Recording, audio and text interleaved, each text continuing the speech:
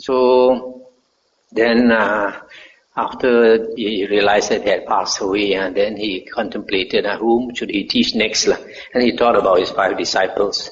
So he came to his 5 disciples to teach to them. At first they did not accept him because they thought that he started to eat. Previously they were all fasting, and now he started to eat, getting luxurious. They couldn't believe that he had become enlightened. Then he managed to convince them. Then after that, when he taught them the Dhamma, he just asked them to sit down. He said, sit down, I will teach you the Dhamma. Never asked them to meditate, listening to the Dhamma is the way to enlightenment. But of course, because the 5 disciples, being his disciples, and he had attained jhana, it is logical to presume he would have taught all his 5 disciples the jhanas. So they sat down, and this is the first sutta he taught. Thus have I heard, on one occasion, the Blessed One was dwelling at Varanasi in the deer park at Isipatana. There the Blessed One addressed the monks of the group of 5 thus, monks, these 2 extremes should not be followed by one who has gone forth into homelessness, but 2, the pursuit of sensual happiness in sensual pleasures, which is low, vulgar, the world of worldlings, the way of worldlings, ignoble, unbeneficial, and the pursuit of self-mortification, which is painful, ignoble, unbeneficial. Without veering towards either of these 2 extremes, the Tathagata has awakened to the middle way, which gives rise to vision, which gives rise to knowledge, which leads to peace, to direct knowledge, to enlightenment, to Nibbana. Stop here for a moment. So the Buddha is saying that there are 2 extremes in this world. One extreme is the extreme of ordinary worldlings who pursue sensual pleasures, keep on enjoying sensual pleasures, which is unbeneficial. The other extreme is the extreme of the ascetics who practice self-mortification, or in Chinese we call ku sing, ascetic practices which they kind of torture themselves, go naked, do things like hold their one hand up for years on end until the hand becomes stiff, or other ways of torturing themselves. So one extreme is to enjoy too much. The other extreme is to torture yourself for no good purpose. And what monks is the middle way awakened to by the Tathagata, which gives rise to vision, which leads to Nibbana.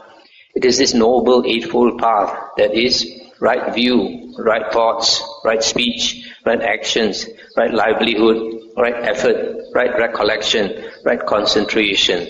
This monks is that middle way awakened to by the Tathagata, which gives rise to vision, which gives rise to knowledge, which leads to peace, to direct knowledge, to enlightenment, to Nibbana. Now this monks is the noble truth of suffering. Birth is suffering, aging is suffering, illness is suffering, death is suffering, union with what is displeasing is suffering, separation from what is pleasing is suffering, not to get what one wants is suffering. In brief, the 5 aggregates of attachment are suffering. These 5 aggregates are the body, feelings, perception, volition and consciousness, which is basically body and mind. So this that we take as to be the self, the body and the mind, and which we attach to, we cling to, is the source of suffering. Now this, monks, is the noble truth of the origin of suffering.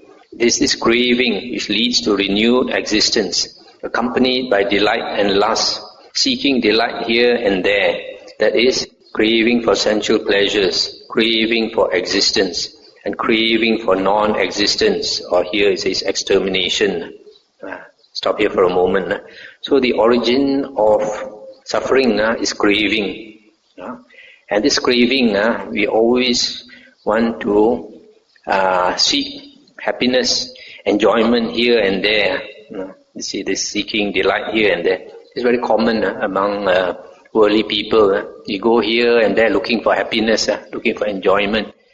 Sometimes you go and see the show, sometimes you go and surf the internet, sometimes you go traveling to China, So you do this and you do that, and always trying to find happiness.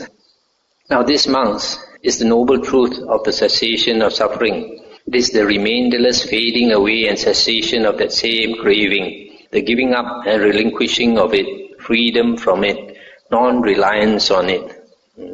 Now this, monks, is the noble truth of the way leading to the cessation of suffering. It is this noble eightfold path, that is, right view, right thoughts, right speech, right action, etc. This is the noble truth of suffering. Thus, monks, in regard to things unheard of before, there arose in me vision, knowledge, wisdom, true knowledge and light. This noble truth of suffering is to be fully understood. Thus, monks, in regard to things unheard of before, there arose in me vision, knowledge, wisdom, true knowledge and light. This noble truth of suffering has been fully understood. Thus, monks, in regard to things unheard before, there arose in me vision, knowledge, wisdom, true knowledge and light. I'll stop here for a moment. So you see, this first noble truth is described in three phases. The first one is he describes it as the noble truth of suffering. The second paragraph, it says this noble truth of suffering is to be understood. And the third one has been fully understood. Now you find the others also the same. This is the noble truth of the origin of suffering. Thus, monks, in regard to things unheard before, there arose in me vision, knowledge, wisdom, true knowledge and light. This noble truth of the origin of suffering is to be abandoned. Thus, monks, in regard to things unheard before, there arose in me vision, knowledge, wisdom, true knowledge and light. This noble truth of the origin of suffering has been abandoned. Thus, monks, in regard to things unheard before, there arose in me vision, knowledge, wisdom, true knowledge and light. Stop here for a moment. So this second noble truth, first he states the second noble truth.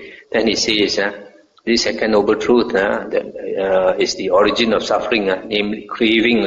And craving is to be abandoned. And thirdly, he says, craving has been abandoned. This is the noble truth of the cessation of suffering. Thus, monks, in regard to things unheard before, there arose in me vision, knowledge, wisdom, true knowledge and light. This noble truth of the cessation of suffering is to be realized. Thus, monks, in regard to things unheard before, there arose in me vision, knowledge, wisdom, true knowledge and light. This noble truth of the cessation of suffering has been realized. Thus, monks, in regard to things unheard before, there arose in me vision, knowledge, wisdom, true knowledge and light. This third truth of the cessation of suffering is the giving up of craving. So this noble truth of the cessation of suffering can also said to be the attainment of nibbana.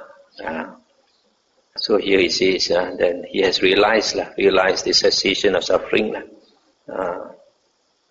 This noble truth of the way leading to the cessation of suffering. This, monks, in regard to things unheard before, there arose in me vision, knowledge, wisdom, true knowledge and light.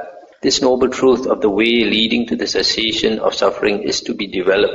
That means the noble eightfold path is to be developed. Thus, monks, in regard to things unheard before, there arose in me vision, knowledge, wisdom, true knowledge and light. This noble truth of the way leading to the cessation of suffering has been developed. Thus, monks, in regard to things unheard before, there arose in me vision, knowledge, wisdom, true knowledge and light. Stop here for a moment. You see, when the Buddha attained enlightenment, when he realized fully these four noble truths, see what happened. It rose in me vision, knowledge, wisdom, true knowledge and light. Light shone from his head. Actually, these four noble truths he had understood before. In the previous life, he was a monk disciple of the Buddha Kassapa. He already learned the four noble truths, but he had not fully understood it. Now, in his last life as Siddhartha Gautama, having attained the four jhanas, and then when he contemplated on the four noble truths, he understood fully. In the previous life under the Buddha Kassapa, I believe he did not attain the four jhanas. He attained one jhana. That's why after that lifetime under the Buddha Kassapa, he was reborn in the Tusita heaven. From the Tusita heaven, he came down to the earth as Siddhartha Gautama. And as a small boy, Siddhartha Gautama sat under the jambu tree and attained the first jhana. It's mentioned that he attained only the first jhana. So that means he probably had already cultivated only the first jhana, not anything higher. So if he had only attained the first jhana, his understanding of the Four Noble Truths is not, as we read, not of swift wisdom, not of joyous wisdom. So he probably, in the previous life under Buddha Kassapa, he had become a Sakadagamin, second fruit attainer. So when he came back as Siddhartha Gautama, it was time for him to attain enlightenment. So that's how, even though he had such a good life, he gave up everything and went forth to renounce everything. So long, monks, as my knowledge and vision of these Four Noble Truths as they really are in their 3 phases and 12 aspects was not thoroughly purified in this way, I did not claim to have awakened to the unsurpassed perfect enlightenment in this world with its Devas, Mara and Brahma, in this generation with its ascetics and Brahmins, its Devas and humans. But when my knowledge and vision of these Four Noble Truths as they really are in the 3 phases and 12 aspects was thoroughly purified in this way, then I claim to have awakened to the unsurpassed perfect enlightenment in this world with its Devas, Mara and Brahma, in this generation with its ascetics and Brahmins, its Devas and humans. The knowledge and vision arose in me. Unshakable is the liberation of my mind. This is my last birth. Now there is no more renewed existence. This is what the Blessed One said. Elated, the monks of the group of 5 delighted in the Blessed One's statement. And while this discourse was being spoken, there arose in the Venerable Kondanya the dust-free, stainless vision of the Dhamma. Whatever is subject to origination is all subject to cessation. And when the wheel of the Dhamma had been set in motion by the Blessed One, the earth-dwelling Devas raised a cry. At Varanasi, in the deer park at Isipatana, this unsurpassed wheel of the Dhamma has been set in motion by the Blessed One, which cannot be stopped by any ascetic or Brahmin or Deva or Mara or Brahma, or by anyone in the world. Having heard the cry of the earth-dwelling Devas, the Devas of the realm of the 4 great kings raised a cry. The same thing they said, At Varanasi, in the deer park at Isipatana, this unsurpassed wheel of the Dhamma has been set in motion by the Blessed One, which cannot be stopped by any ascetic or Brahmin or Deva or Mara or Brahma, or by anyone in the world. Having heard the cry of the Devas of the realm of the 4 great kings, the Tavatimsa Devas raised the same cry, followed by the Yama Devas, then the Tusita Devas, then the Nimanarati Devas, then the Paranimita Vasavati Devas, up to the Devas of the Brahma's company. They raised the same cry, namely, at Varanasi in the deer park at Isipatana, this unsurpassed wheel of the Dhamma has been set in motion by the Blessed One, which cannot be stopped by any ascetic or Brahmin or Deva or Mara or Brahma, or by anyone in the world. Thus at that moment, at that instant, at that second, the cry spread as far as the Brahma world, and this 10,000-fold world system shook, quaked and trembled, and an immeasurable glorious radiance appeared in the world, surpassing the divine majesty of the Devas. Then the Blessed One uttered this inspired utterance. Kondanya has indeed understood. Kondanya has indeed understood. In this way, the Venerable Kondanya acquired the name Anya Kondanya. Kondanya who has understood. That's the end of the sutta. So you see, when the Buddha gave the discourse, out of 5 monks, only one happened to understand and attain the vision of the Dhamma, that means attain stream entry. The others, it took a few more suttas, they heard a few more suttas before they attained, all of them attained enlightenment. But you see, when the Buddha set in motion this turned the Dhamma wheel, these Devas, they were happy and they shouted so loud. And one realm after another, they shouted the same thing up to the Brahma heavens. Why were they so happy? Because many of them must have been monks before, monks and nuns in their previous life. That's why they are reborn in the heavens. This Indian belief, if you become a monk or a nun, it's natural that you be reborn in the heaven as a deva or a devi.